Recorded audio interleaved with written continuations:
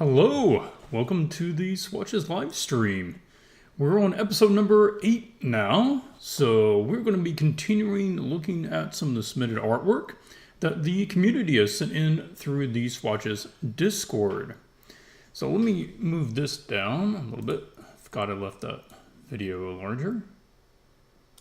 And the submissions we're going to be looking at in this episode are completely free. Just anyone is welcome to submit, and you can just go out to the Swatches Discord. To find that, just go to swatchesdiscord.com. It'll send you to the right place. And then you want to look for the video critique submission channel under the Your Art section. And yeah, feel free to put it in there. We review them in the order that we receive them. Now, particular note, these are the last ones that we currently have slated to review. Yeah, we're all caught up now. Yeah. So if you were wanting a review, if you post now, you will be reviewed on the next session. Yeah. So just to be aware, you won't have to wait. Like a lot of people had to wait, a month to get reviewed, but we're all caught up now. We will continue doing them weekly if we've got the images and the portfolios ready to go, but if not, we might have to delay it out a little bit until we have enough to take a look at. So there you go. Also, if you have any questions about art, the images, any of the classes and such, feel free, put them in the chat. We'd be happy to try to answer those during the course of the program. Okay. Just taking a look at stream settings here. It says, did you see that? Okay. Yeah, I think it'll be okay. Okay, we'll see what happens. Yeah. If anyone notices any audio skipping or video skipping, please let us know in the chat. We want to appreciate everybody who joining us here live. We've got Marion, good to have you back. Stephanie, Shadow, Verena, good to see everybody. Okay, well, we'll hop right in. The first person's portfolio and work that we're going to be taking a look at is down here. This is Leonardo. Now, I just want to glance over some of the comments here on the submitters, see if there's anything we need to chat about on that before we take a look at the actual work. Looks like Leonardo's been getting some projects, a couple of commissioned projects going on here. That's good. Any kind of experience is good as long as you're getting, reasonable pay for your time on those. Okay. AI is a factor for some things. Okay. You are focusing on environments with concept art. That is really good. That's one of the things, obviously, we see a lot is people just don't have a clear enough focus. I like seeing that you do. Some injury with the hand. I feel for you. I've never properly hurt my drawing hand, but I would think that would be a setback if you were having to switch hands. Okay, so let's take a look at this. I think I had another window. Yep, there we go. Okay. So we're going to start by just taking a look at a broad view of the work, and then we'll open up some of the work and look at them individually a little closer. But from the broad level, what are you picking up here, babe? Well, there's, a fair amount of work. You've produced a lot of pieces, which is a good thing. Mm-hmm. It's very focused on environments and developing those. There's also some props here and there. So that's good. You're focusing on the right things. You're not all over the place. So a good first impression. Now, when we go into individual projects, we're kind of going to see some differences in some of the pieces, right? Okay, so let's start flipping through. We can't give a full analysis of every piece. We just don't have time to do that for everyone. But we'll flip through and hit on some bigger points worth discussing. So something like this is a fairly epic scene. Just the scope of the scene that we are looking at and the amount of stuff that is in this To me, it doesn't feel like it's had enough concepting and enough time put in to really pull out what this is meant to be. I'm thinking of one of the comments that you included earlier where I think you referred to some of the feedback you've got from clients as not developing. What was it that he said here? Yeah, it said, down here. Okay. Feedback told me that I was missing storytelling. Okay, so that's something I wanted to mention here, because here you tell us in the description, this is Atlantis. Yeah. So, not Atlantic City, U.S. Yeah. This is Atlantis after like some catastrophe. I mean, if you hadn't told me that, I wouldn't. Yeah. I would have known something happened here, but it's not really clear what. There's these huge mushroom sort of tree things. The temples, the buildings, the scale of them is very weird. They kind of look like toys or miniatures. And there's just so many of them that it doesn't quite look like a real city. You know, a real city wouldn't have so many temples, right? So many of those. Every building is like a temple, right? So you kind of have to have some normal houses, some other types of buildings. So it's not really clear what happened here. I think maybe that's why you got that feedback, that the storytelling, the narrative was unclear, what actually occurred.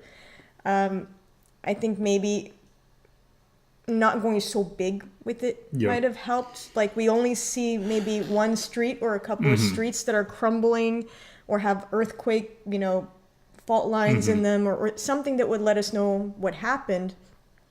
And here there's just a lot of things we don't really know what caused this disaster. That's not being communicated. The narrative is kind of missing. So I think that's why you got that feedback. One other point here is that the way that this particular scene is arranged, everything is directing my attention to this giant mushroom tree thing, which is, I would think, not the key point of this image. I think it's supposed to be about the city, but the fact is this is the most central area that has the most contrast and some of the highest amount of detail. And it is the thing that is not the subject matter. Well, it's not clear how that is connected to what's going on here. So that's the disconnect. As far as composition, if you were to approach a similar scene in the future, consider using more elements aligned on the z-axis. So that is the forward and back depth. Because right now we have what I would consider more of a stage layout where everything is just kind of left to right across our viewing angle. So it's just this plane left to right, that plane left to right. And it doesn't have anything that transitions from foreground to midground or midground to background or background horizon. And that ends up making the whole thing feel kind of stagnant and flat. So utilizing that, like if this was curving from the foreground into that area, it'd give us a better sense of what the scale was. Yeah. Also, I'm mentioning this because we noticed this in a couple of your pieces. When you have a character here in the foreground, or characters in the foreground, and you give them nowhere to go, I mean, why is the guy even standing here? There's no way for him to get over there. And so it would be nice to have some kind of connection. If you're going to have this here, then there's some way we can travel into the image, right? So just something to think about. Okay, let's take other points here. All right, there's some... With every piece that we're seeing, Leonardo, there's a mix of definitely some things working, good show of some skills on some areas, but it just doesn't feel like either the execution of the painting itself or of the concept has been, I'm going to say harmonized, but it's not been made consistent throughout the whole image. So here, like, there's a lot of focus. All the focus is on this statue. Now you say here like Art Nouveau style. There's quite a bit of stuff in here that's not Art Nouveau style. And so what we end up is this kind of mismatch of different architectural design styles. From the environment design side, that's kind of an issue because some of these aren't working really well with each other. But then from the just kind of illustration side of it, you were pointing out some things with like the lighting. Yeah, just technically there's some odd things to keep in mind. And again, we're going to go into some of your other work where you're doing really strong work. Yes. Right? So it's not like everything is a critique or something, but on the subject of some of these where it seems like you're trying to do more of an illustration and less of a concept, then we have to pay attention to things like we have a green light kind of lighting this over here. But there's a white light lighting this over from this direction and some kind of pink light or blue light underlighting this tree. But nothing else is affected really by these lights. So it's kind of odd what's going on. There's a lot of competing and kind of mystery light sources projecting all kinds of colors onto this. On the subject of narrative, again, it's really unclear what we're meant to take from this. Like, we're getting all the focus on these turtles. We don't know the importance of this, or it looks like people are bathing. Yeah, it looks like a bathing area or something. Yeah. So from the illustration side, it is not clear to me as a viewer whether this is indoors, outdoors, daytime, or nighttime. Because there's information that would make me think maybe it's in a cave, but then where's the light coming from? But why is there only so much light right here? So I'm not saying that everything has to be completely realistic, but it is bringing up questions. Well, it's just making it hard to connect with the scene, right? So we're mentioning all this to you so that when you design a scene like this, you can be more deliberate, like it's in a cave, it's outside, it's at night, or it's during the day. Right now, we don't know, right? Okay. All right. There are some other pieces that have a lot of strengths to them. So this, I think, is definitely the strongest of your larger scale images, where this feels more like a real city. Let's pull in a little closer here. We've got, a dock. We've got people doing market stuff down here. We've got your temples. You've got your lighthouse sort of place. So this feels more fully realized and consistent with itself. This is this is needed in the industry, but I think you'll find that there's probably more need and more use for doing more specific, lower scale things. I'd say more human scale. Yeah. You have some examples of that, so let's pull over and look at some of the other ones. Again, it's kind of a cool scene, but the problem here is that this is just a general illustration. These are needed, but then pull in and give me, like, if you want to do environment design, then give me the design of the actual temple underneath it. Show me what that construction looks like. Show me what the steps look like. Show me.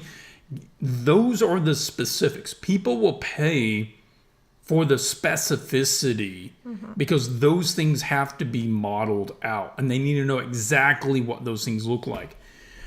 Usually they just bring in like the big names that do these kind of grand establishing the general location stuff. Okay, so here's another example. So on this one you did this big kind of, sort of keyframe, sort of illustration. We have the same thing going on with the guy in the foreground. Yep. That really is given no way to interact with this. But then underneath, you have some really cool, like this is awesome. This frame right here. There you go. Is really useful, really interesting. Would have been good to see that one bigger and more developed with a little bit of paint, not completely over painted, but a little bit of paint, maybe just to give the characters some more faces, better faces or more detail. But this is a really nice shot. Again, more human scale, right? Yep. It's at our level. It's like something you would see in a game. Well, think about it. If you were playing the game, say this was some sort of like Assassin's Creed, Sekiro sort of thing, and you were playing the game and you're going down this street, the level at which you would interact with this environment, that's where you need the information. This is good. You've got some Blender skill. You've listed Blender on several of these. This is great to see. If you're willing to go more this direction, that definitely shows more usefulness to a client rather than probably doing the big scene illustration types. Okay, here's the post that has like some of the, I wouldn't say the best and the worst. It's the like strongest stuff, but some of the weaker stuff too. This is fine as an idea and kind of like a personal piece, Middle Ages, somehow using magic to run AI through parchment or something. I don't know. I don't recommend putting this in the portfolio because it's not concept art and it's not really solving problems for a client. Yeah, as an illustration, it's not competitive. Yeah. Okay? So we're just going to say that. And as a concept, it's not really concept. But then you're hiding this underneath. Yes. Which is a lot of people are going to see that thumbnail. They're not going to click on it because it's not competitive. I almost just clicked through the first time. I saw this and I was like, that's not competitive as an illustration. And I just happened to scroll down and oh my gosh, this is probably the best thing you have in your portfolio. This is cool. And you're just kind of hiding it. And this is fun and interesting and developed. And this gives you kind of openings to do all kinds of other things. Like you could, what are you doing here? Oh, I was just saying that I brightened it up so we could see a little better. Okay, so this gives you the opportunity to maybe design the next level. What goes, when we go downstairs, what's under there? And maybe we could see the exterior of this tower. What does that look like? So you created something really cool and interesting here. Could have developed it a lot more. I mean, the funny thing is, like, you did all this work to kind of make some point about AI, but really, this is really cool just on its own. It doesn't need to be a metaphor for anything. This is just a cool design. And you could have really expanded on that. So more of this in your portfolio, I think, would help you actually land those jobs that you're looking for. Now, I'm guessing this was a lot of work. And I understand that. But that's what the industry pays for. It's this kind of work. Not everybody can do this. No. A lot of people can do generic, big scale fantasy scenes. And I mean, listen to Feng Zhu, and then he's saying there's an epidemic of people doing super large buildings with little characters in the foreground. There's a surplus. Yeah. So it's not really like the industry needs more of that. But the industry needs more of things that not a lot of people can do.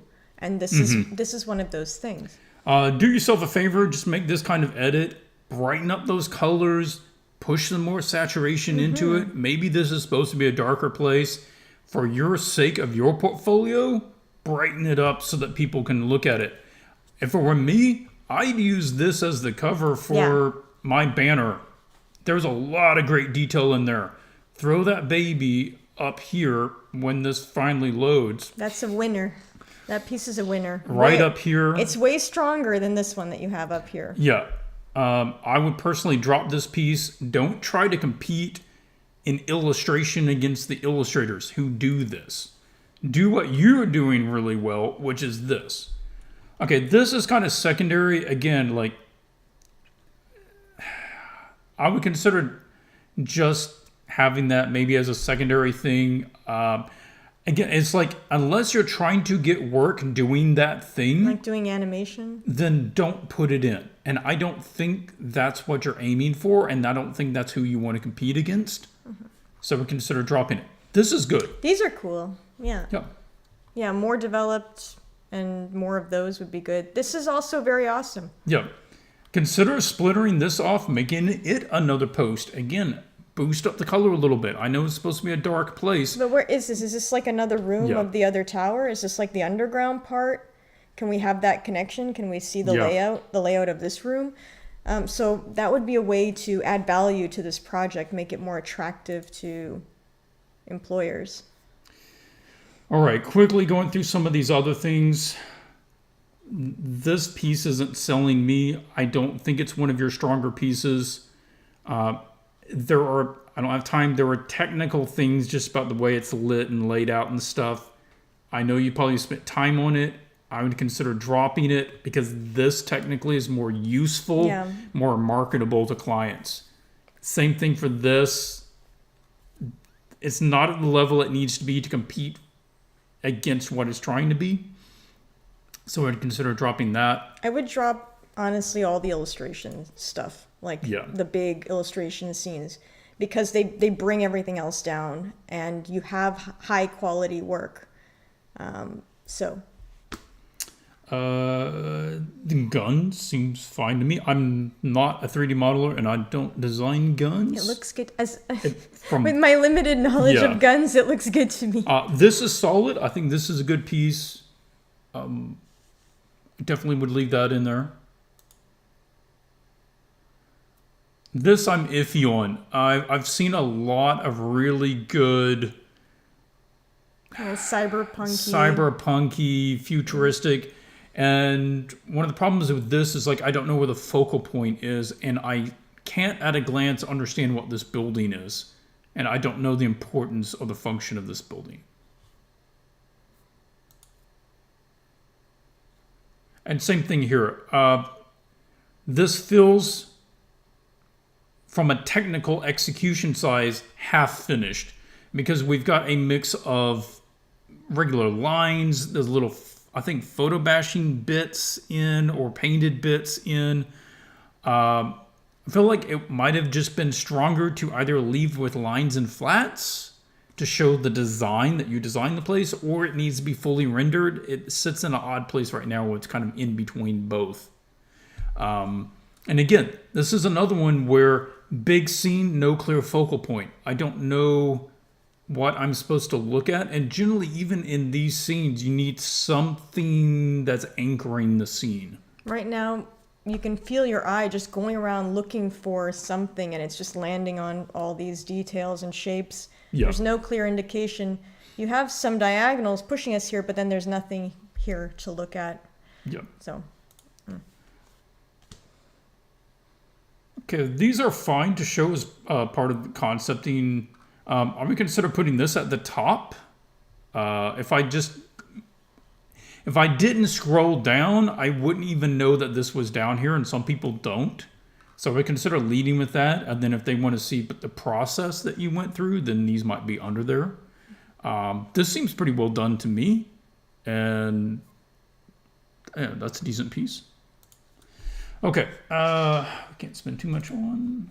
Let's see. So going forwards, the illustration stuff we'd recommend setting aside from now until you can get that to the level where it's going to be competitive against those who do big, really refined scenes. I would just kind of try to avoid the rendering, like that painterly rendering. It's bringing the level of the work down. When you stick with lines and flats and just your designs, it's a lot stronger. Yeah, there was one other scene in here. Which one was it that had some good stuff? Yeah, this one. Yeah, see, this is good. This is fine. This is completely serviceable and needed. This sort of thing where it's human level, it's super specific. You're going, this is exactly the design of this little store or kiosk. That's what people need for these kinds of projects. I would double down on that, double down on this sort of place. Again, like what Diana said, show me the exterior of the building. Do a cross section of it, showing part of the outside, part of the inside, how they mesh together. Show me the basement. Show me the astronomy tower at the top or whatever is up there. and just start building off using the same kind We of can even have design. like a close-up of some of these interesting little Yes. areas where you could still do lines and flats, but just maybe a more like regular eye level view of a person standing there, right? So it's not such a high view up, high angle. So there's that option too. This is so cool. There's so many fun things about this that if your portfolio was really more of this, I think it would really increase your job If you had more of opportunities. those in place of like this, it would definitely increase the marketability of the Yeah. overall work. Yep. Okay, Leonardo, some really solid skills. I think it's just a matter of refocusing what work you're doing, which pieces you're promoting the most, and that really should get you some more traction, I would hope. You have really good skills. It's just a matter of what pieces you're choosing to do and the treatment. And I think for some of these, you're maybe even going too far. You're putting more work than you need to. You need to just pull back to the lines and flats stage. Okay, the next one we have is Federico. Now, we know Federico. He was in some classes with us, and good to see you're still at it. Yeah. So, been doing character portraits, practicing that. Want to get some work with fantasy games, and want to get some experience with some lesser known companies, and that's a good point to start. Yeah. In order to get some experience and confidence, good general overview would be appreciated. Okay. Now, we glance through here. I can just open this up for everybody. Let's see. Okay, nice clean page. Easy to look at, easy to scroll through. That's good. And again, you're very clear on the subject matter you're doing. That's a positive. But immediately we're hit with a problem of black. For a lot of places, this is simply going to be too dark to be acceptable. If it is in print, always know that it is going to flatten out once it's printed. Like, just try printing this off on your home printer. See what it looks like. You're going to lose a lot. The other thing is, even like right now on my screen, anything that is black on a screen acts like a mirror where you see the thing behind it. Right now I can see my wall because this is black. And it actually makes it difficult to see what I'm looking at. So we want to get more midtones. And we can still get the idea that it's like nighttime without going black. Well, everybody needs to be careful about how much of the image and how dark you go, how much black you use, because if you're doing this sort of thing for D&D or MTG or any game that's printed on a card or printed in a book, this is going to flatten out. And all the subtleties that you see on a screen, you will not see them in print. It'll just become one dark blob. So we need to avoid that happening because it just doesn't look very nice, right, on a printed image. The other thing here is, I don't know your full process, but it comes off looking like too much of the anatomy was made up. And that might not be the case, but I think that's probably the case. There's just ways that the forms and the angles of the face, they feel generic in a way that someone who made up a face would do them. And we probably need to take more inspiration from actual faces and just make subtle changes to those instead of like as much as what we're getting here. There's really nice things, okay, about this. Like, I like what's going on up here, these pieces that you've kind of got, I don't know, just some kind of crown around these horns. Like, I like that. I like the overall design of the character. I like the clothing. Like, you have a good sense for that. I do think we're running into, again, I don't I don't know if you had or didn't have a proper lighting reference on a face when you did this, or if you just ignored the information on it. But if you're lighting a face from this side, right, and it's lighting it like this, and you're getting a diagonal shadow like this, the nose on this side cannot be lit. This face is in shadow here. This plane of the nose is the same plane as this. So it must be dark here also. We're also getting a lot of light on this side here of the mouth. Like almost the same amount of brightness. The lighting is just not consistent. Like she's mentioned, you got this diagonal hill. If that was the case, this shadow would be way over here from the ball of the nose. And we're also missing some more lighting on the chin. It would do the same thing with the shadow under the lip, right? So that's what I'm saying. I don't know. Either you didn't have a reference of a face lit in this way. Yeah. Or you did, and you did not pay attention to the cast shadows and how it was, which sides planes were lit and which were in shadow. That's what makes it not look realistic, right?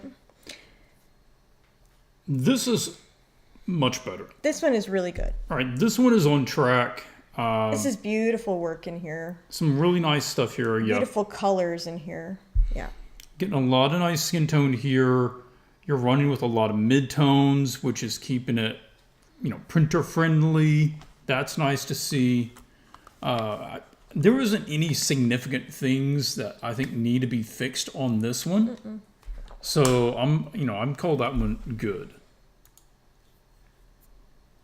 Okay, this is another one that's running into some of the same issues with the vampire, where it feels like it's getting, I wouldn't say that it's too stylized, because it looks like it's trying to be realistic, but it ends up just looking off. It's like I'm trying to do it realistic, but it's just not matching normal proportions. The strange thing about this, Federico, is that some of the other faces look like they're trying to be a lot more realistic.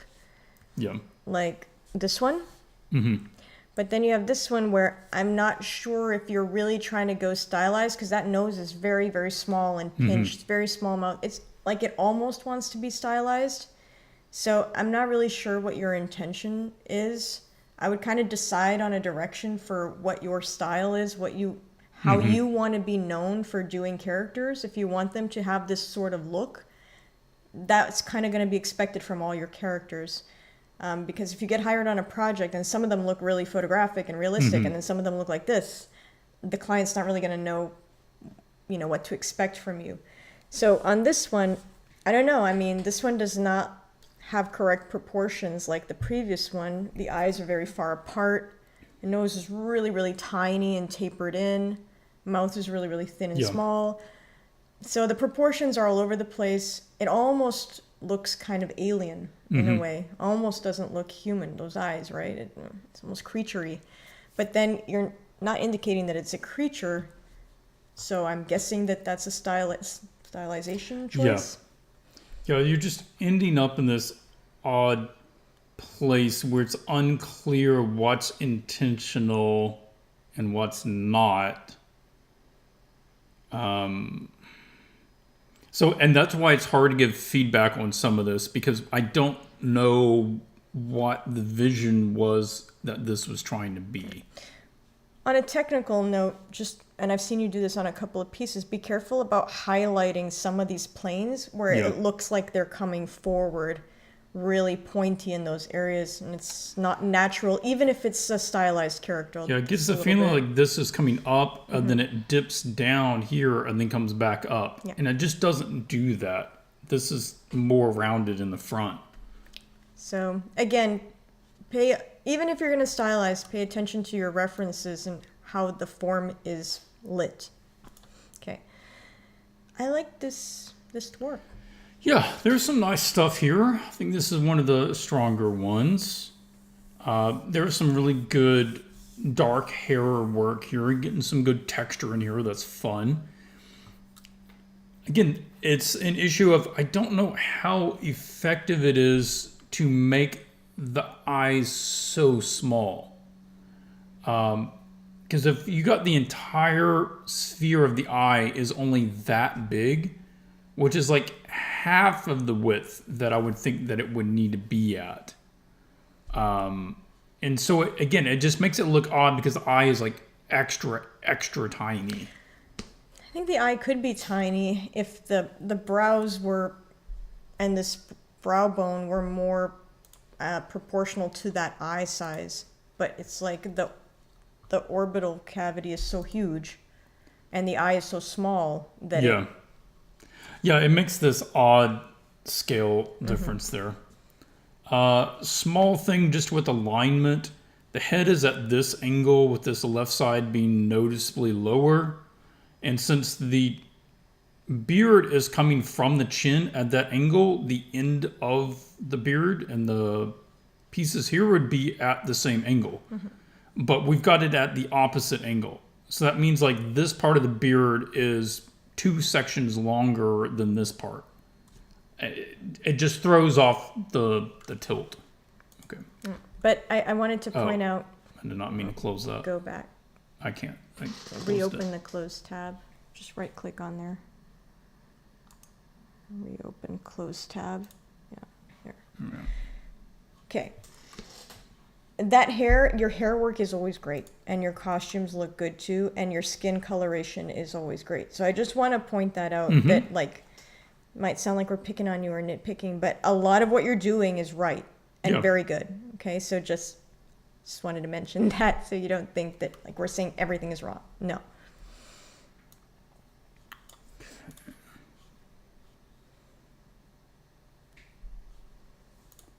Just take a glance if there was something else. No, then you did those in class, so we don't really need to go over those. So yeah, keep at the portraits. I don't know why we're not seeing some of these portraits in here. Like these two are really strong, and I don't know why they're not in the portfolio. So make sure the volume is up, because if you're wanting to do portraits as the main thing that's getting you into the industry, then you need to be able to produce these at a pretty good rate. They don't pay enough to take a week to do one of these. They pay enough to spend a day and a half to do one of these.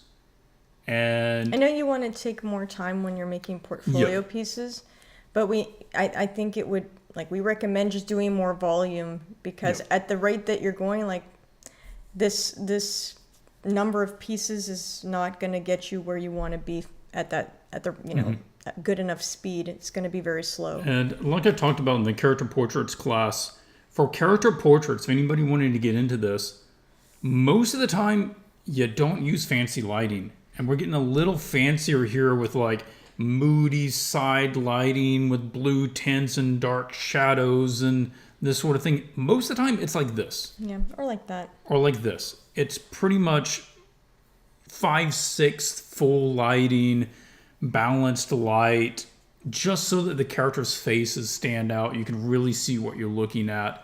And most of the time, that's what you're going to be doing. So I recommend, make sure you have more of those in the portfolio.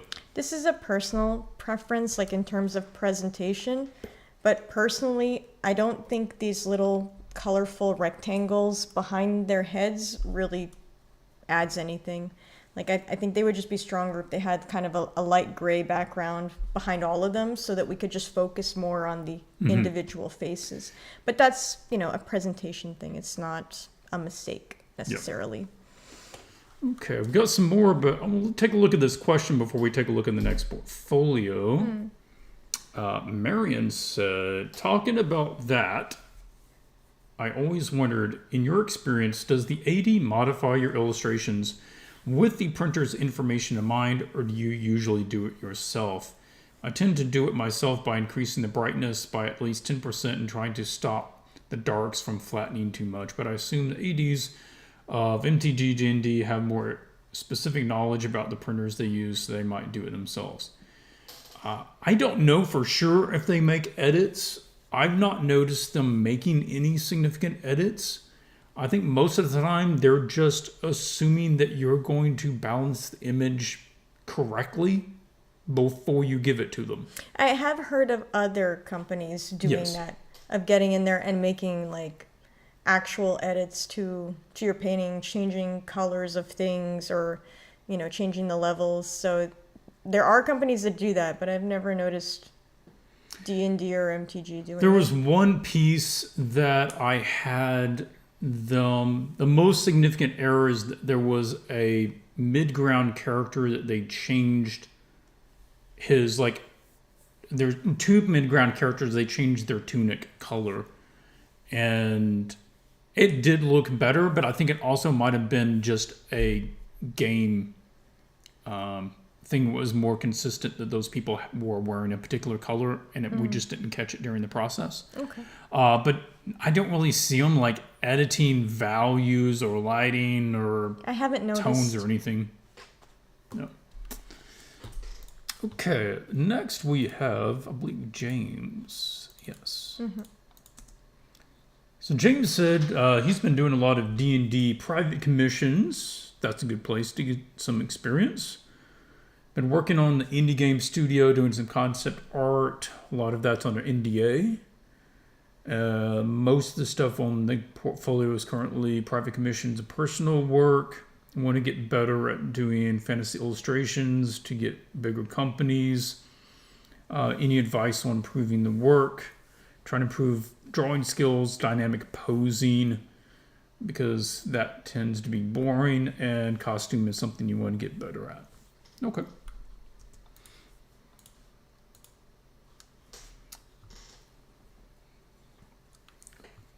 Subject matter is good. You're consistent with the subject matter. I immediately get the idea of what you do, and you're throwing all your time into that. This is very appealing to me. Yep. That really caught my eye. Yeah, very clean, well done piece. Yeah, there's quite a bit of work out there for private commissions, people wanting their personal D&D Pathfinder characters illustrated.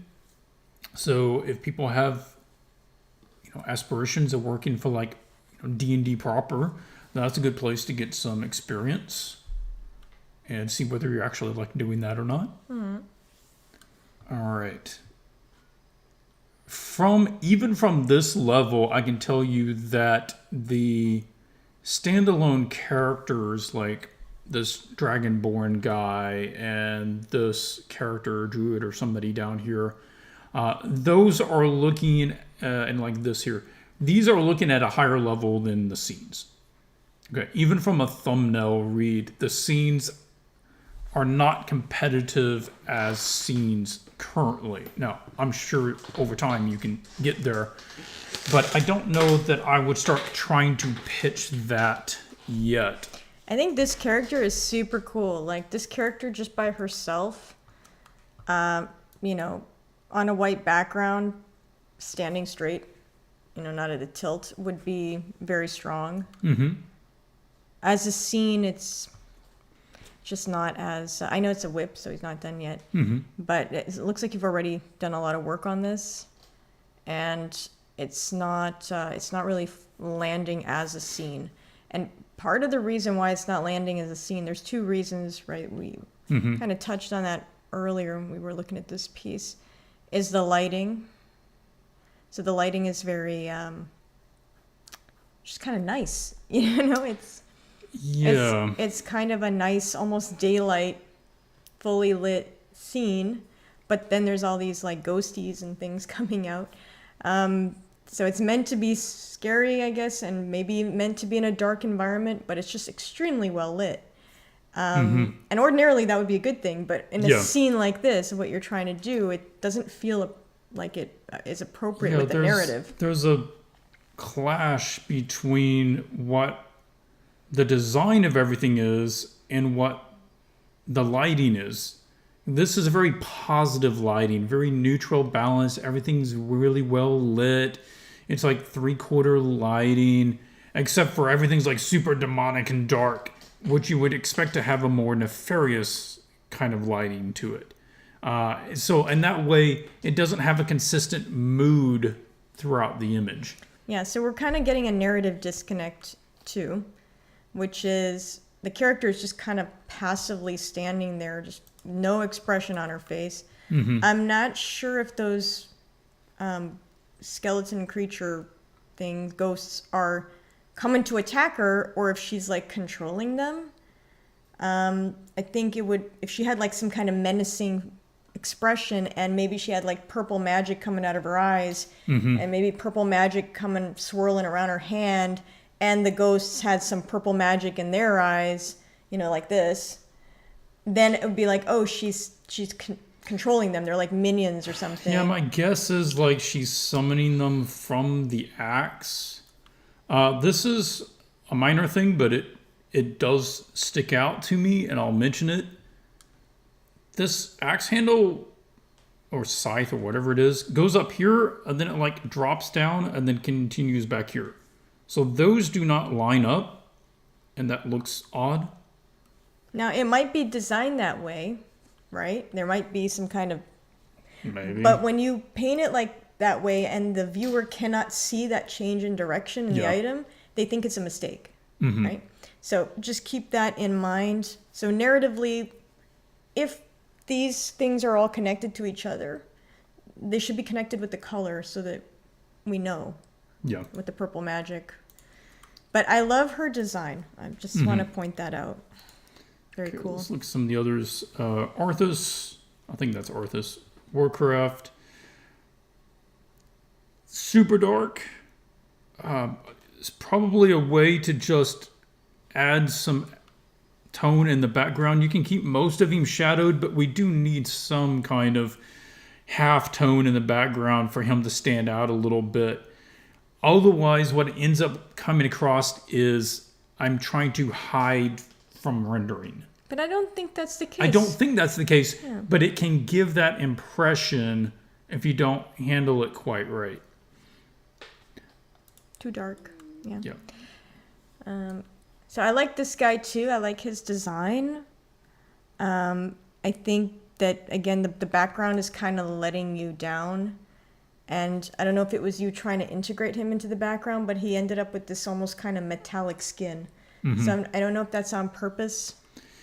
Yeah, if I'm not mistaken, this is...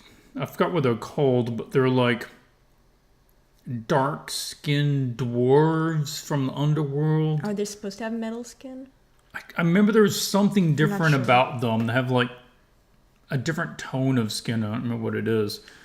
Okay, so maybe I don't know the lore, so I'm not sure. It does overall look like it has... It looks a little messy. It's like everything has had like light and dark kind of glazed over it, so it gets this kind of muddy appearance. And it would be nice to see if everything was separated a little more by their base colors and their base values, because everything is just starting to run into each other because of very similar colors, very similar values, very similar textures. And I'd really like to see more separation on all that. This was probably a commission. So they probably asked for some sort of setting or background, environment around this guy. In which case, absolutely, you deliver what they asked for. But as far as like environments go for scenes, aiming at a higher company, you probably need more development than this. This is getting really, really sparse in the amount of resolution we're getting in the scene. So that would be something that they would likely look to see more resolution. Same thing here. Like a lot of this is getting very vague. It's just a lot of smoky stuff with some noise in it. And the character's not really popping out because we're getting a lot of very similar values between the character and the background behind them. So if you're wanting to do scenes, you've got to really look at how to use more midtones in your background in order to pop that character forwards better, and how to light the scene in a way that's going to really make it have better separation. Yeah. Definitely one of the stronger pieces. I like this piece. I feel like this is more where you're hitting your stride. And if more time were spent doing things along this line, I think it would ultimately be stronger for the portfolio than doing some of the bigger ones where you're trying to do like the location with it. Well, just on that note, like you mentioned, I'm trying to get bigger companies. And we hear this so often where people say, I'm trying to get bigger companies, so I need to do bigger scenes. Yeah. And that usually is like, it's logical, but it's not, it doesn't follow that it actually works that way. Yeah. Frequently, bigger companies, they're not looking only for bigger scenes. They're looking for characters like this, like D&D, but they want to see those characters at a higher level. Yeah. So I think it's a better investment of your time to push this to a higher level. I've noticed across the board, your faces could use 10 to 20% more resolution and development. Get those faces really beautiful, really tight. The anatomy too this is not three-dimensional. Like the volume is not there. We need to get a reference for that lighting. And same thing with this arm, right? This one looks good. But this one here, we're running into some strangeness. So those things, getting those things addressed would make this more appealing to a big company, not adding more things in the background, right? A minor note here, because there's a lot of really nice painting here, but we're going to be a little nitpicky because you're asking, like, what is the difference between where I am and where I'm trying to be? And in this case, it's a bunch of little things. One of those little things that's occurring in this one that you do have control over, because this is a personal piece, is you are controlling how this character is designed. That we got too much going on the face right here. That happens with a lot of artists, a lot of our students. We call it like everything on the face, which is they've got one eye of each color. That's a classic. And the facial tattoo and the scarring. And sometimes they have an eye patch, and sometimes they have piercings, and an asymmetrical haircut, a mohawk, something of that type. And what you end up having is a lot of little things, a lot of small things cluttering the face and preventing the face from having a strong read. Yeah. And this is what's happening. You've covered it with hair, so we're just getting a lot of things that at a thumbnail size they weaken the face. Yeah, from here, it just ends up having this noisy striation. And I can't read that that's a tattoo, or I don't know if those are, from this read, I don't know if that's the skin, like, having striation patterns because they're, like, half something else. And it's just the hair, the tattoo, and the scars all lining up. What you really need for a face, for most characters, is just one unique thing. Just scars, that's enough. Tattoo is enough. Different eye colors is enough. 2 is pushing it. Right now we're running at like 3, which starts to get it into the overkill zone. So a lot of artists do this because they're trying to make the character more cool, more unique. Yeah. But it just ends up looking cluttered, right? So sometimes I think Coco Chanel used to say, like, take one thing off before you leave the house. Yeah. Take one thing off before you render the character. Like, leave some of the accessories off. But yeah, total props, really nice rendering. I love some of your textures or your accoutrements. Yeah, you were saying that you wanted to work on your costume design. I like your costumes. Yeah, there's some nice costume stuff here. Yeah. Okay, this one, character commission. All right, this character is probably outlined to you what this character looked like. Right now, definitely weaker, especially following this character. All right, I'm like, ooh, yeah, cool. All right, we're hitting some good points here. I would consider not including this one unless you did a paint over of it, because it's definitely not at the same level as the last one.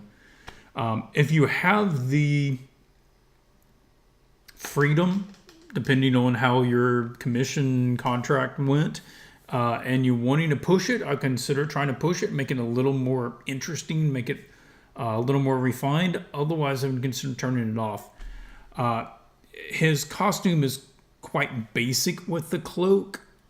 I would consider like just trying to find some cleaner shapes. And again, the face is another place where we could definitely use some more refinement. It's blocked in there, but we're getting a bit of the washed out skin, and we could use another pass on that. Yeah, I like this guy. Yeah. And the dog is very cute. This is a very nice piece. Yeah, good Really sketch. nice drawing, too. Yeah. Personal work. All right. Also, good. All right, these can be challenging. The whole group thing. This is a nightmare for anyone. Like, so many things in one scene is... It's not a cakewalk. Really have time to go into it, but the thing that would help this the most is smush it together. We've got too much space between everything. Everything's just its own little island. All right? And we need to lower the camera angle and move everybody together and let there be some more overlapping. Move the bard over here. Okay, part of the bard's head covers up part of this foot. Who cares? It's just the end of his foot. Move this guy over so he's just right behind the tip of this. More overlapping, and we're really filling the frame of the content. Most of this scene is not the character. Most of the scene is just fireplace, fire pit, and the trees and stuff. So we have to make a better use of the overall space and really fill it with the characters. That would really help just the overall feel of the image. I know it's really hard too. This is why we don't recommend doing like multi-figure scenes just yet. But like you can even get a bunch of these or 3D dolls, like Daz dolls. You don't have to do anything fancy with them. Just throw them kind of in general, similar poses. They don't even have to be precise. But you can put them together and kind of move the camera around to just see which is the best way to fit them all in and make them look interesting.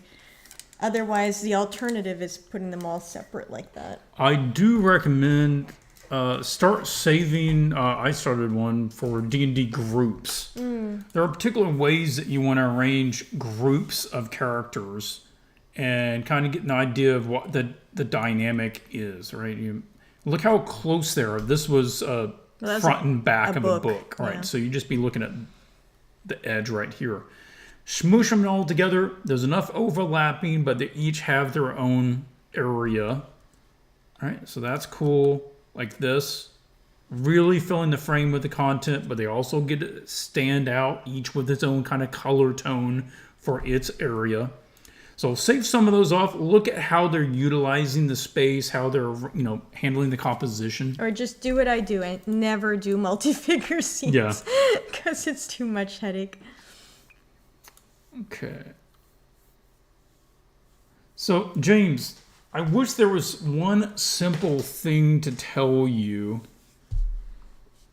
that would really elevate this. To even get into that stuff, I would have to have like one-on-one time where we're like really going into individual pieces. This I think is one of your better pieces. This is so awesome. I really like it. It just caught my eye right away. Yeah. This is like as dynamic as you really need to get with the posing of a lot of your stuff.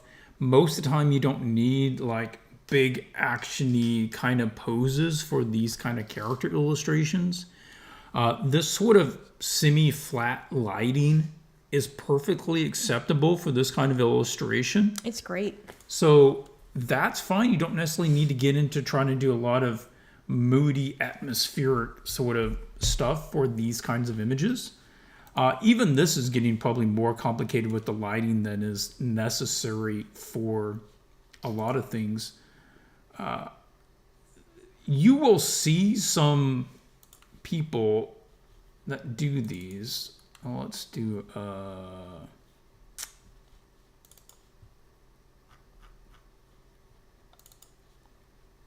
okay. Everybody's seen some of these like this.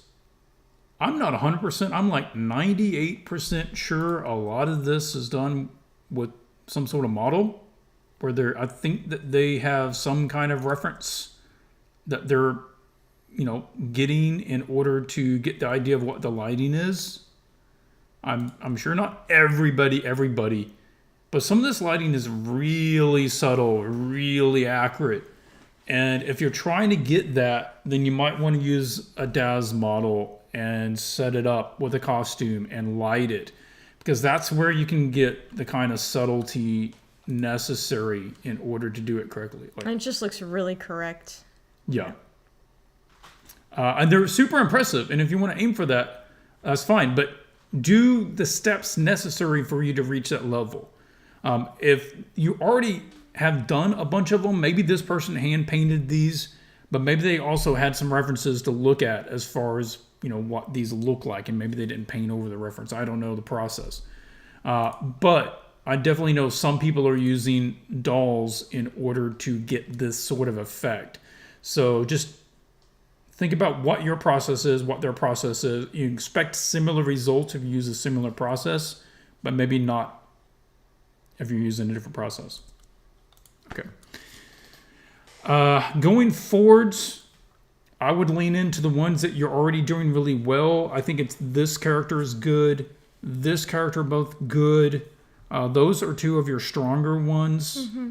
That one's good too. That one is quite good. The scenes aren't quite there yet. Although I think this design is super cool if you just grabbed her and reposed her and put her on a background like that. Or, do one like that. Yeah, she could be a really strong piece. Okay, that's all we got for now. Hopefully there's something in there that you find helpful. We're not trying to be nitpicky for the sake of doing it, but you asked for things that we noticed. So. But you have awesome skills. It's just a little bit of a little push. That's all you need. Nicole is up next. Nicole said, thank you for the reviews. Well, thank you for watching and participating. My portfolio is still in the beginning stages, but I figured to submit anywhere. Currently aiming for fantasy illustration. Don't have any, particular clients that you're aiming for yet. If you could just note any weaknesses stand out to you. I think my main issue, which you've already addressed with other portfolio reviews, is a lack of brief and direction. That is a factor for a lot of people. We'll definitely be looking at the ones provided here. I think Nikki had another question that I don't remember if it was different, but I think she posted was it on the Discord on her post. Okay, just says Nikki. Yeah, she had a follow-up. I can't remember the question though. I know this might be difficult to answer since there are many variables and I only have 3 pieces, so feel free to skip. I was wondering how close you guys think I am to being able to get decent or livable character illustration jobs based on my skill level. Kind of just want a baseline. Okay.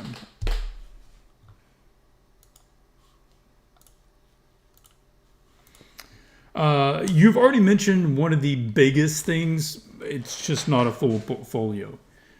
Even if these were pretty strong images, the fact that there's 3 is always going to give a client pause. So we suggest 6 as a minimum if you're going to start trying to find work, and that goes for anyone. So that's what I would aim for, is 6 that have a consistent, subject matter or theme at a consistent skill level. Okay, now with these pieces, thinking about her question, thinking about these pieces, what are you thinking? I definitely think you have skills and talent. Mm-hmm. I see your point of view, the kinds of things that you like. I think that the question in terms of where your skills are, as far as like getting work is concerned, I actually think you have the skills you need. I just don't think these pieces are where they need to be. Mm-hmm. So in terms of being character illustrations, none of them really are in the traditional sense. Like, they're kind of half character illustrations and half scenes, like half full illustrations. As character illustrations and as scenes, okay, as both, you're not developing them enough. Okay, so open this, for example. It's like, okay, we've got a rough idea of something, but we don't know what's going on here. The location, I got the impression you didn't really want to do it. That's fine. Just drop it. Just put her on a white or gray background. We don't need to make this a scene. If all you're interested is in the character, it's better to have a good character on no background, on blank background, than have it on a half-baked, didn't really care background, right? So you can just drop that. And then here, to develop this, we're getting some weirdness here. Is she blind? What's the idea? Do the dragons see for her? Oh, I can make that bigger. That's kind of what I'm almost wanting it to be, but it's not clear that that's what that is. The eyes of the dragons are not really developed. We got almost the same face on these two guys here, so I'm not a fan of that. So overall, this is just not developed enough to stand on its own merits with no background as just a character illustration. So what you've done here is good, but this needs to be developed to, more, to a higher level in terms of the design and the narrative. Now, when we're talking about character illustrations, when we say that, I'm sure everybody has their own definitions. We're usually talking about something along the lines of this. It is literally just a character over a blank fully background. Illustrated character, yeah. As much as you would ever get is maybe a little ground shadow, something like this. Oh man, that guy's cool. I don't know who did that, but yeah, I found that a while back on Pinterest. It's amazing. Yeah, anyone really knows who that artist is, let me know. That's amazing. Yeah. But yeah, when we say a character illustration, this is what we're talking about. Now, if you do put an environment, then it needs to be something like this, where the environment isn't crazy. There's no action. There's no buildings, but it has been fully resolved. You've got properly painted. We know where we are. Ground, yeah. The whole thing has been realized to the level it needs to be at for that location. So that's fine. One of the elements I'm really liking about this particular piece, it is very cleanly rendered. Right? It's not messy. I don't feel like you're trying to cut corners on it. I feel like you're really doing the best that you can with the piece. It doesn't feel like it's fully realized yet. What we have is a lot of large and medium shapes, and there's really no finer detail anywhere. Except for here, which is not really readable at this distance, so I'm not really sure what's going on there. Consider adding, and this is true for most scenes, usually adding a little soft spotlight to the head and shoulder area, just to boost a little more exposure right here, to get the attention up to the focal point. And then potentially adding just a little more trimming, some kind of decorative pattern, stitching, something that would just give a little more detail and interest in that area. Some difference between the materials. Yeah. Right? So right now, all the materials, they're different in terms of the tone, but in terms of the texture, they're all the same. Okay, so let's go to the next one. Okay, here you did a lot of work. Yes. Obviously, tons of work.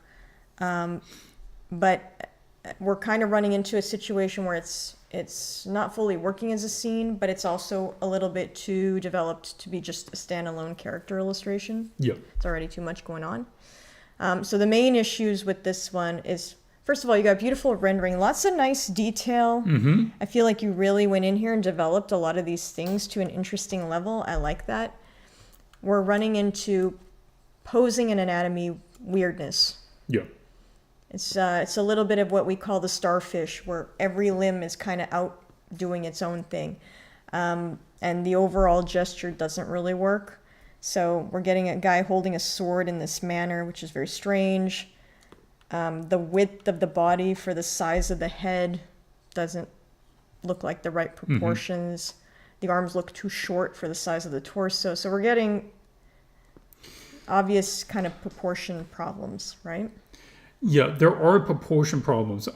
Those have to be addressed, because that's one of those baseline things that no matter how well the rest of it's painted, that's going to just cripple the piece. That being said, a little time adjusting, it wouldn't take much to correct it. If you were to just go back, resolve. Get a reference for the pose, a proper reference of somebody standing in that way or a way that's similar to that. Because the pieces have been painted. We just need to tweak their scale and angles and stuff. Most of it is that the head is too small for this body size. Then there's different points, like the length of this forearm is too small compared to the rest of the body and the upper arm. There's some things like that. Yeah, well, that's what I'm saying. Getting a reference of a real person standing like this or close to this is the best way to solve this issue. Costume-wise, there's cool things happening. Most of the costume, I think, works. Except for the boots. They don't look like real boots. So they don't look very believable. I would, put some soles on them, some actual kind of zigzag folds on the leather where it buckles at the ankle to make it look like they're leather, and maybe remove some of these creases that don't really work. Also mind the shape of your cape. It's kind of also moving in an unnatural manner. So be aware of that. And you may want to get in here and shift the tones in some of these belts so they're not all that kind of purple color. Yeah, they're all running the same value and the same saturation. And that's an easy thing to do. Yeah, the hue is different. Visually, they start running into each other. Nicole, I want to tell you that a lot of people shy away from doing nice fleshed out nature environments like this. This is one of the better ones. All right. I like it. This is one of your strengths. If you're not against painting that sort of thing, I would consider adding in some more of those for future all of pieces. This is really nice in here.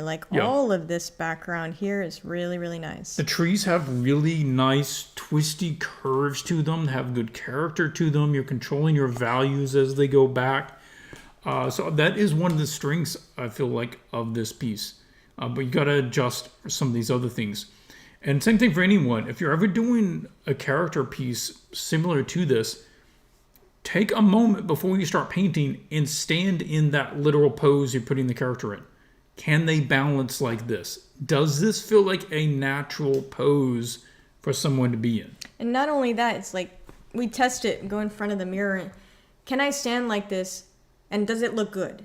Because sometimes you think it's going to look good. And then when you actually do the pose, well, that doesn't look really elegant at all, so I might want to change it a little bit, stand more like this or like that, right? So before you commit to rendering a pose, very important to test it out first, take some reference pictures, see if it's actually going to look good, going to work out, have the right vibe before you commit to painting it. Yeah.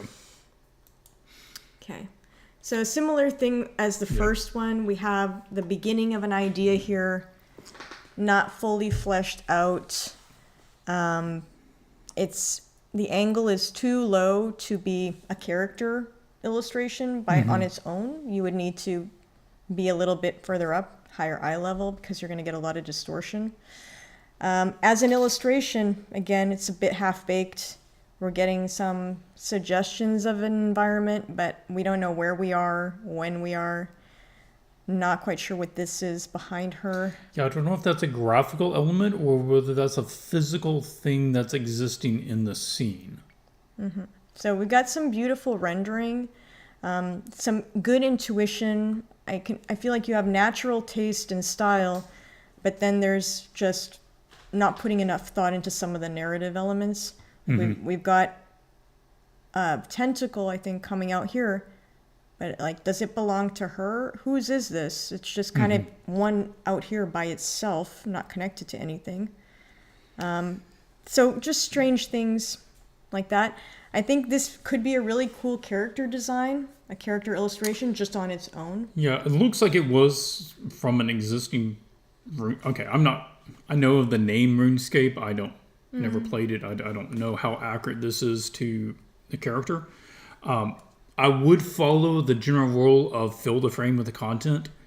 We could crop down to this right here, and the character would be twice the size in our visual area. We really don't need to see a lot of this. It's just kind of dead space. So I would do that. I'm getting the feeling that she is from this water terrain. So I would be looking at adding specular highlights to really make her look glossy. Because she's feeling a bit flat, and this looks like a really wet environment. So that's something that would just push it a little bit.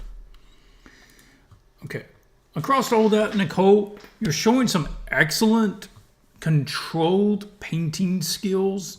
I feel like you're actually picking some good subject matter. You have an idea of the direction you're wanting to go. For the character illustrations, either just really commit to them being character illustrations, drop the background, make them work well on their own.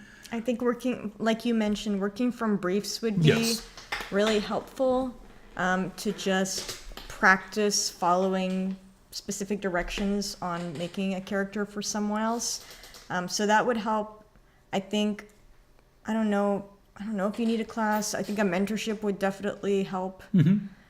And more pieces. You need a lot more pieces, more mileage, just getting more experience to get a feel for this stuff on your own, right? To make those decisions, those calls by yourself. But I think you have talent, like natural ability and some skills already. It's just a matter of focusing on one direction now. Yep. All right. Well, let's move on.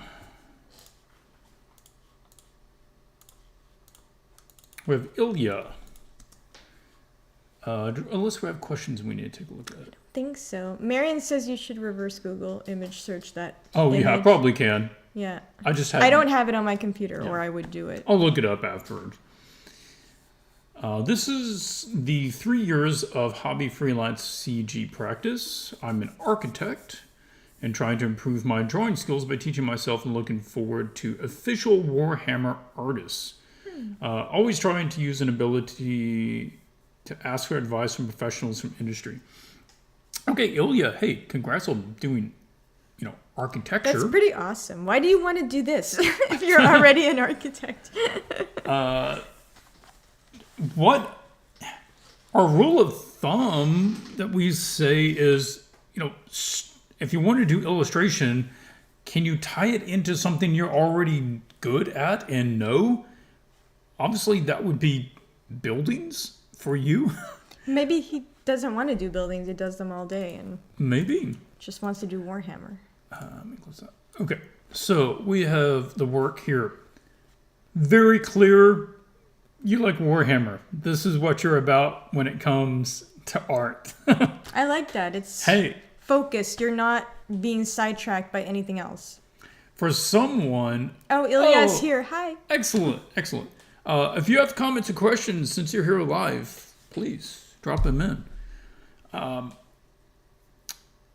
For someone who does this on the side to their real work, you've got some really nice side stuff. And lots of it too. Yes. Yeah, let me pull out to that first. You're putting out Look at this. A beautiful volume of work here. And that is great to see. And each one of these pieces is... And that just looks cool. Some significant amount of work. Let's just start flipping through some here.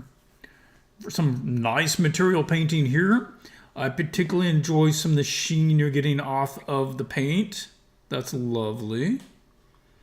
Some wonderful... start with the black and white. Colorizing, painting. Beautiful. I am only superficially familiar with 40K. I watched a history of 40K universe thing. It was very confusing to me. It was enough for me to have a general idea, but I can't tell you whether these look correct for these people. I don't know the designs that well. One of the things that you are doing illustratively that you must have seen from others and recognized, beautiful separation between the planes here with a clear, cooler gray foreground, super warm background. That is well known, kind of visual for the 40K artwork. You keyed into that, and that's good to see. Okay, a lot of people don't like doing vehicles. But, okay, you were patterning it off of kind of this sort of thing. Kind Kind of interesting. Cool. Okay.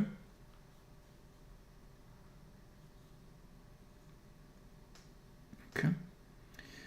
Consider when you're doing these of not having the blades just going flat across, because if you're walking on the sword, you're probably not going to have it perpendicular to your walking direction. Try to add some angle to it, where it's like coming into the foreground and going forwards and backwards a little bit.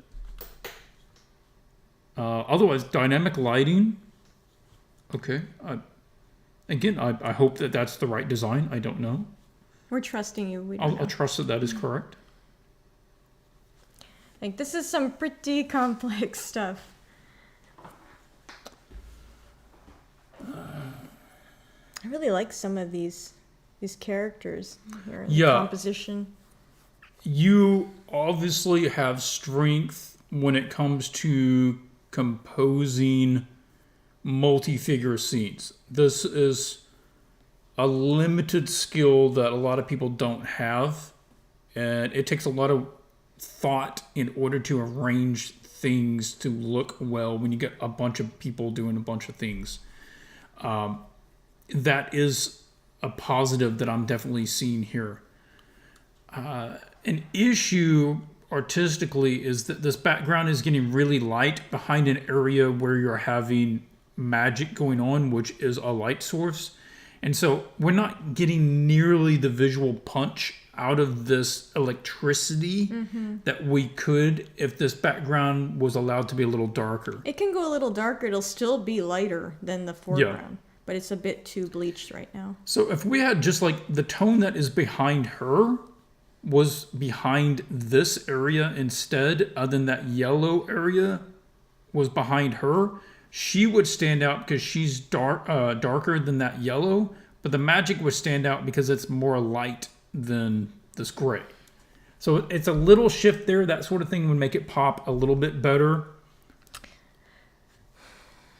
I don't know about this pose either. Yeah, it does look like she's falling backwards. It just doesn't, it's not as...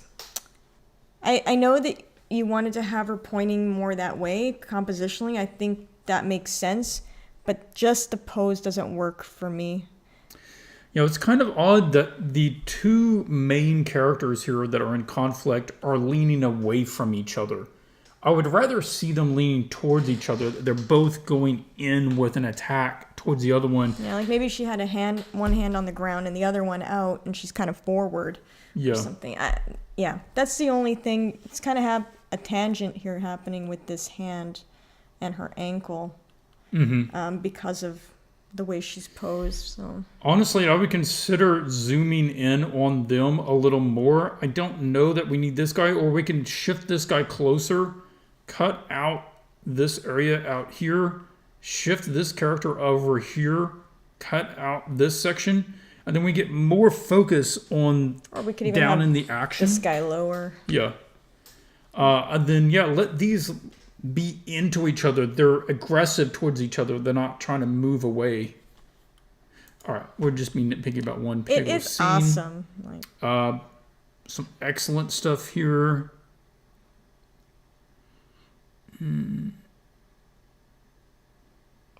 Lots of complex things happening. Yes.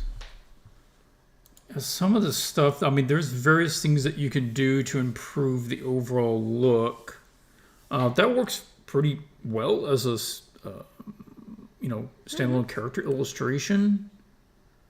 Nothing really strikes me off about it. I feel like maybe we need a little more something on the side of this. It's just completely flat to our viewing angle, and there's just two big flat planes. Something that could make this nicer is, some scratches or something on here, and then some dirt, some mud, caked on mud, some distress, some wear on the metals, like you had on the first piece. Maybe some, torn up bits, some unraveling, just to add something down there, because it's all like solid blocks of dark shapes at the bottom.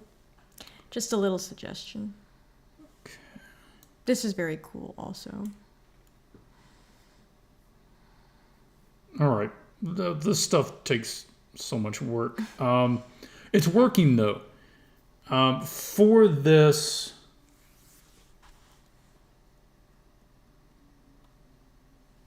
I would consider having. Oh man, we're starting to talk about some minor things just for like separation of adding like more haze between her and this area back here, more of a lighter glow tone in order to separate that area backwards, the same way that you're kind of doing with this, but half as much. And to separate that, allowing his blue cloak to be more true blue. So that his blue tone stands out a little bit from all this kind of turquoisey tone. So there's some little things like that. But they would almost take paint overs to like properly show. I'm sure that you probably have lots of references, but yeah, make sure if you're trying to do anything like this, always try to have scenes like this where you can see how they separate different areas away from each other and do big scenes. And some of this I'm just showing for like everybody. And you notice like the entire value color area of this region is controlled in a certain way. And that they use a lot of atmospheric, like they're faking the amount of atmosphere here between this character and that character so that the lower part gets lower value range, so that you go from like darker values, higher value contrast to lower limited value back up to higher, right? Then you're creating all these mini planes with that separation. I thought I had some, that sort of thing, right? So, like looking at that other one, that's something else you could do, is maybe having things like firing bolts and glowing, arsenal going through the air in order to add to the general chaos of what's going on.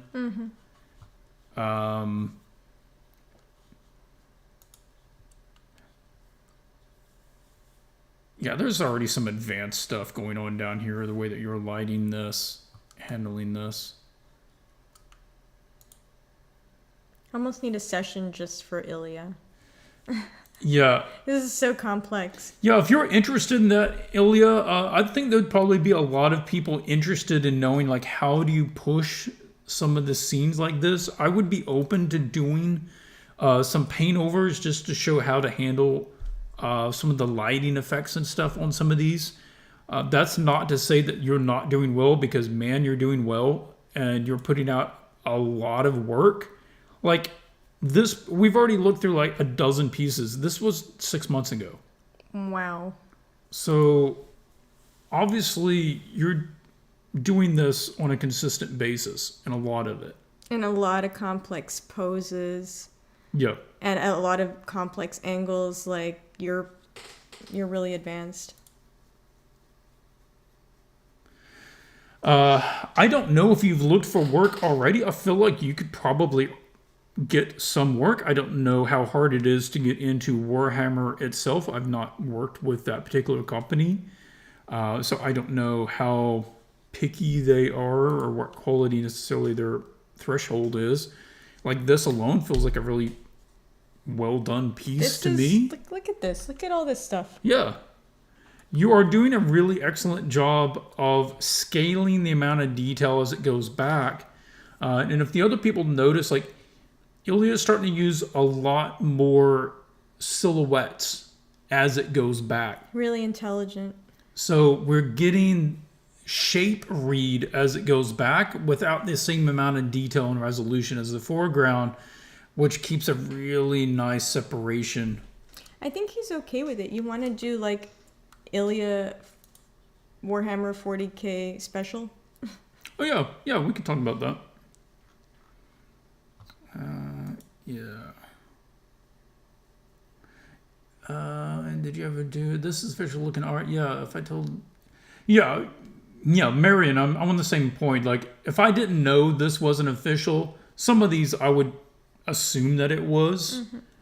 Mm-hmm.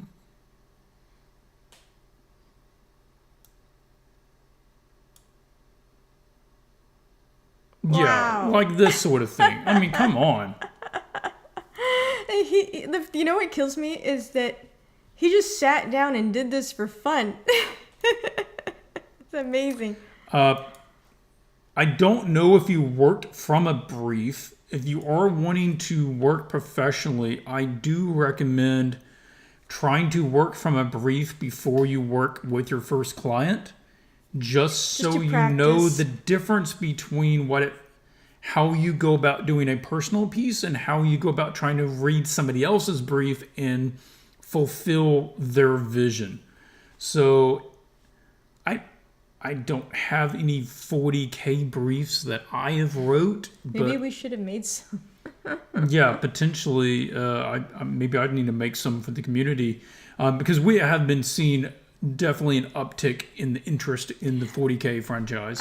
Like I said, the lore is too complex for my brain. I tried to watch videos about it, and I'm like, okay, there's a lot going on here. But the aesthetics I really appreciate, just visually, and I think it's a cool. There are a lot of cool designs, just a cool look to it. So maybe we should make something like that. Yeah, we should. All right. Within these pieces, I'm going to tell you, you're already at an advanced level. You got some excellent work. You're putting out a wonderful quantity of work, especially seeing it's not your main work. And I think it would be only a matter of time before you could work on the official stuff. Yeah. There isn't any significant basic mistakes that you're making. So if I were to give kind of paint overs or suggestions, it would really be on kind of an individual piece basis of here's a few things you could do here, here's a few things you could do there. If you're interested in that, hey, leave a comment or put it in the chat here, and Well, he did already. Oh yeah, okay. So maybe we could do that. I don't know, next week or the week after. Yeah, if we don't have enough submissions, maybe we'll do that next week. Yeah. So Ilia, just keep an eye on the Discord, and we'll post there when we're gonna do this. Yeah, I'll have to prep that. I'll have to prep some of that probably ahead of stream, just because it's laggy when I try to do things live. But we'll see. Okay, next one. I guess the end note to that is if you haven't applied, you should go ahead and apply. Consider just applying and seeing if you get any work at some point. Pick out your 6 or 8, probably like 8 best pieces. Shoot them in, and That one. yeah, this one was particularly good. This one I would consider putting in. Yeah. That one was really strong. We didn't even look at all of them, so some of these other ones may also be impressive.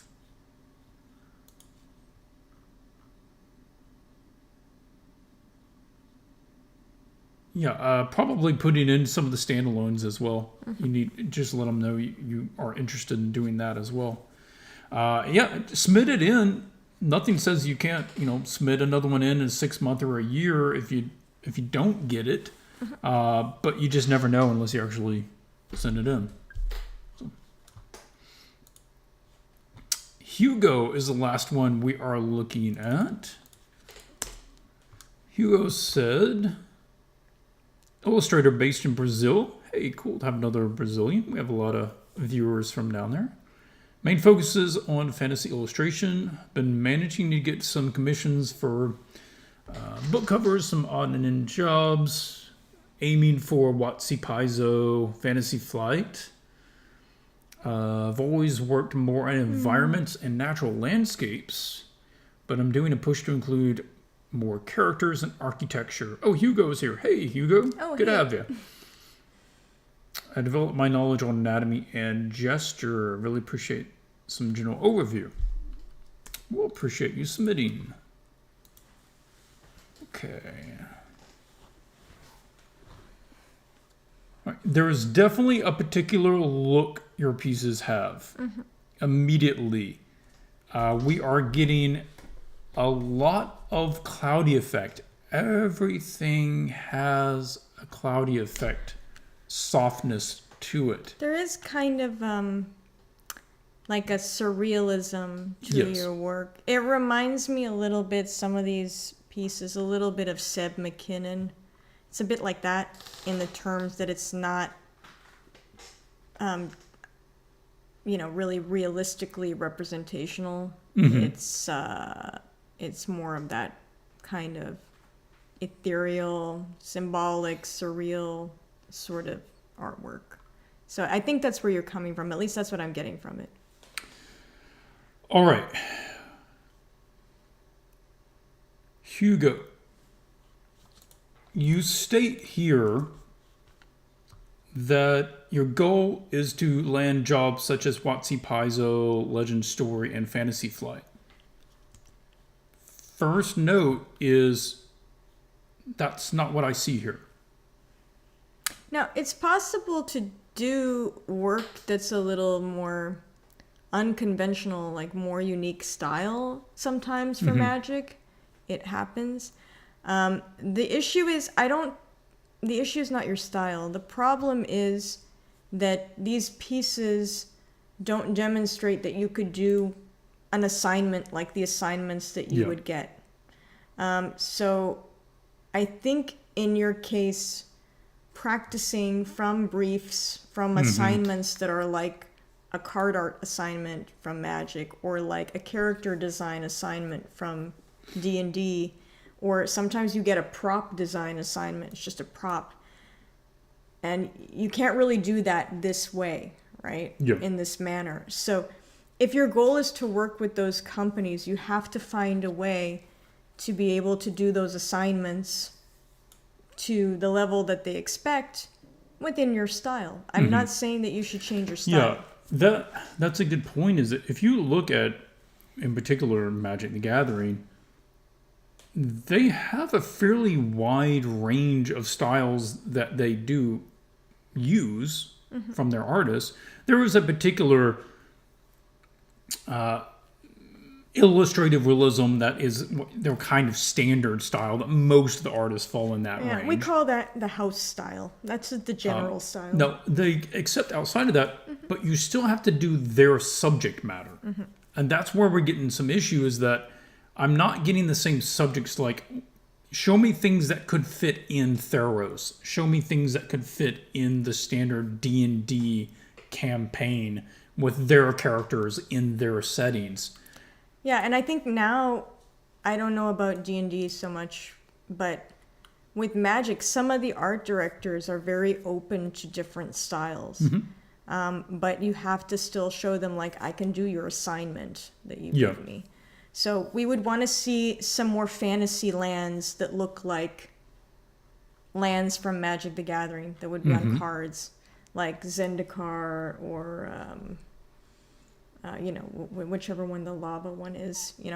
There's all these different types of, land environments, and the swamp, right? Showing us that you can do some of those might be more convincing to those companies. Well, every company, you need to put out certain kind of bait. It's like if you want to go fishing or going to go try to catch any animal, you got to know what is going to attract that animal that you can catch them with. Right now you're putting out bait, but it's not the kind of bait that is likely to catch that client. So we got to make stuff that maybe has your flair to it, but has their subject. That would be the first biggest thing that would step you in that direction. And that would be the thing that would be most likely to start getting more eyeballs and attention. Fantasy Flight is also like, there's several properties within Fantasy Flight, right? And so again, like, look at some of the cards that come out for Fantasy Flight, what the scenes are like. And now imagine, how would I do a scene like that right, if I got that assignment? Because from personal experience, usually they don't give you the assignment you want. Yes. Sometimes they do, but usually they don't. They give you the assignment that you hope you don't get, and then you get it. And you're like, oh, now I have to find a way to paint this weird thing, or this thing that's not in my comfort zone or not my taste. So just be aware that if you're aiming for these companies, you have to be prepared for that. And the only way you can be prepared for that is training, practicing those things. Yeah. Otherwise, you won't really be prepared. Okay, to you, Hugo, and anyone else that is, interested in the same subject matter as him, if you're wanting to do landscape pieces, then just do landscape pieces and don't put any people in them. All right, if you start putting people in them, even something like this, a client is going to assume you are open to doing character images. Right? It's just, if you put it in there, that is the assumption that is kind of being made. Yeah. So, and this person here doesn't look as nice, doesn't look as correct as this ground and these clouds back here, right? So this piece, it's without the person, and maybe with this bird a little bit. I'm not sure what this bird is supposed to be, like a spirit or a real bird. I'm not sure, but if you kind of maybe integrated the bird more with this cloud and just removed the girl, this might even be a stronger piece. So like Clint said, if you put people in it, they're going to ask you to do all kinds of things with people, because they will. So if you really like environments and lands, don't even bother with the people. Just drop them all. Because if you start showing them creatures, people, scene, action taking place, then you're going to have to really develop this. Well, that's another point I needed to make is, Hugo, if you're going to put elements in your scene, characters, creatures, even if they're buildings, whatever they are, develop them. These are not fully developed. Right now, you're hiding in the shadows. All right? Now, there's times at which the right thing to do, like we looked at the other piece, right, where he was using silhouettes more in the background to simplify that area. Well, those things are in the background. Right. But can you develop this? Can you fully render this? If the client said, all right, that's just really dark, increase the light on it. I want to see all the details on that character. Can you do that? I want to see all the feathers painted here. I want to see the anatomy. The muscles. Yeah. So when you put something like that there's an expectation that you're going to develop it all the way. Same thing here. Client would just say, all right, that's really dark. That's not going to print well. I want you to boost the amount of light on these characters. I want to see all this armor. I want to see all the details on this armor. I want to see this design. Show me that you can do that. Show me that you can stick with the piece and fully resolve this character. But going back to what you said, like if you're still at the point where you're still learning anatomy, like you're not comfortable even with anatomy yet, do not offer that as a professional service because you are not ready. Okay, so drop them until your anatomy is good, until you're ready to offer that as a professional service. Focus on the other things. Like there's interesting things happening with your environments. I like the surrealist vibe. I think you could develop that even more. And I would just go into that direction because it looks like that's what's natural for you. My recommendation would be, if you're wanting to go in the direction of, say, Magic the Gathering, D&D, Pathfinder, that sort of stuff, get like Magic. Magic has a set of, I forget, something like 6 different lands. There's like mountains, islands, swamp, plains, something else, desert. Look at what those are and just create a piece that would fit each one of those categories, but to give it a bit of your, like if you want to say surrealist sort of chalky painting approach, do that, right? But find a medium in between what their standard would be and what your normal personal piece would be, and find a cross between that. And that would be one of the best uses of your time over the next several months. Yeah, that's the best advice. All right, anybody, we'll leave it an extra minute here. If anybody has any questions they would like to get answered. Just want to say thank you to everybody who submitted their work over the last few months. Putting yourselves out there. I know sometimes you got feedback that you liked. Some people got feedback they didn't like. We tried to be honest and helpful with every single person. So we tried to do our best, but you were really brave for putting yourselves out there on YouTube for everybody to see. And we know it's not easy, and we appreciate that. So I know some of you Some of you probably have heard stuff from us on your work that,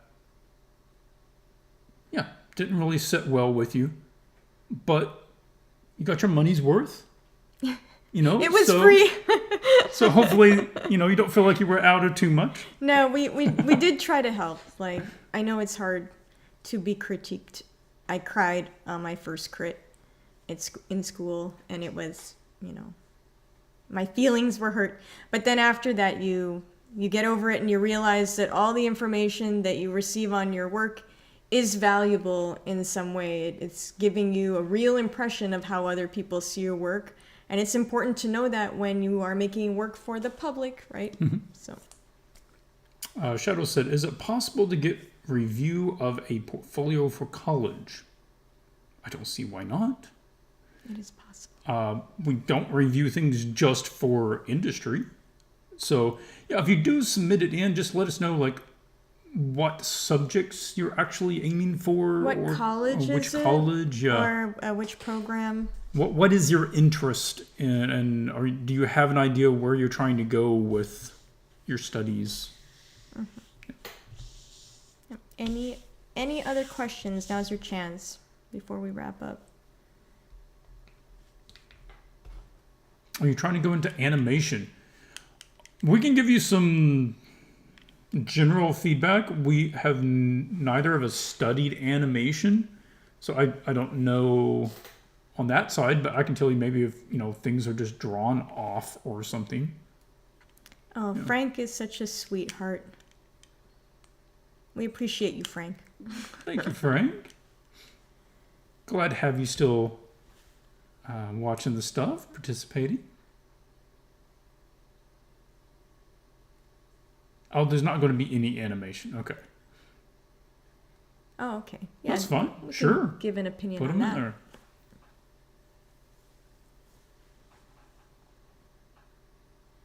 All right. Well, I think that's probably it then. We appreciate everyone hanging out with us. And as soon as we have another stack of work, portfolios, then we will do another stream. We'll check about doing maybe an Ilia special. We'll chat about that option. Ilia just gave us like too much to think about, and I think a paint over or a few paint overs would help kind of explain what we're trying to say better than just a commentary. Oh, there's one question here. What is the thing you consider not safe for work art, to see what I can post for the next review? I mean, it's just generally what most people consider not safe for work. Like if it's academic nudes, like anatomy studies, that's okay. Yeah, but it's also like what'll get me flagged on YouTube. Yeah. We're not sure. We generally try to keep it family friendly, PG-13, if you want to think about that. Anything a 13-year-old can't see, we're not going to put on stream. So like no sex stuff, fetish stuff, or really gory violence, that sort of stuff. But if it's academic figures, I think it's okay. We can get away with more of that. We'll just post it in the Discord and kind of let us know. Yeah, you can put it in the Discord, and then we can take a look to see whether it can be on stream or not. Yeah. I do have a question, though. I am thinking about painting some illustrations for Lorcana. I'm not familiar with that. But, I mean, trying to paint some illustrations to apply my portfolio for them. Well, Frank, you're welcome to put a post in about that. Be happy to take a look at them. We can, we'll look it up. Just post a question, that question in the Discord, and just let us know so we can go look it up and give you an answer. Yeah.